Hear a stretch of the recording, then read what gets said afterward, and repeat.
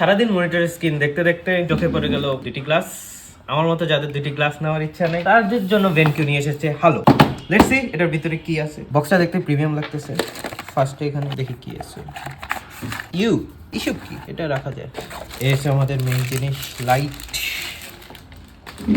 এর সাথে আসতেছে একটি রিমোট, এছাড়া একটি গার্ড। বক্সের কাজ শেষ। লাইট বার সেট করা হয়ে গেছে, এখন অন করে দেখি চলে কিনা।